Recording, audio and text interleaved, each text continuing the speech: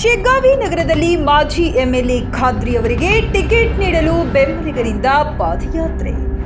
ಹೌದು ವೀಕ್ಷಕರೇ, ಶಿಗ್ಗಾ ಉಪಚುನಾವಣೆಗೆ ಕಾವು ಜೋರಾಗಿ ತೊಡಗಿದೆ. ಕಾಂಗ್ರೆಸ್ ಟಿಕೆಟ್ನ ಆಕಾಂಕ್ಷಿಯಾಗಿರುವ ಮಾಜಿ ಎಂಎಲ್ಎ ಸೈಯದ್ ಅಜ್ಜಂಪೀರ್ ಖಾದ್ರಿ ಪರವಾಗಿ ಅವರ ಬೆಂಬಲಿಗರು ಅಪಾರ ಸಂಖ್ಯೆಯಲ್ಲಿ ಶಿಗ್ಗಾವಿ ನಗರದ ಹೊಸ ಬಸ್ ನಿಲ್ದಾಣದಿಂದ ಕಿತ್ತೂರು ಚೆನ್ನಮ್ಮ ವೃತ್ತದವರೆಗೆ ಪಾದಯಾತ್ರೆ ನಡೆಸಿ ಕಳೆದ 20 ವರ್ಷಗಳಿಂದ ಪಕ್ಷವನ್ನು ಸಂಘಟಿಸಿ ಬೆಳೆಸಿದ ಮಾಜಿ ಶಾಸಕ ಖಾದ್ರಿ ಅವರಿಗೆ ಉಪಚುನಾವಣೆಯ ಕಾಂಗ್ರೆಸ್ ಪಕ್ಷದ ಟಿಕೆಟ್ ಅನ್ನು ನೀಡಬೇಕೆಂದು ಆಗ್ರಹಿಸಿದರು.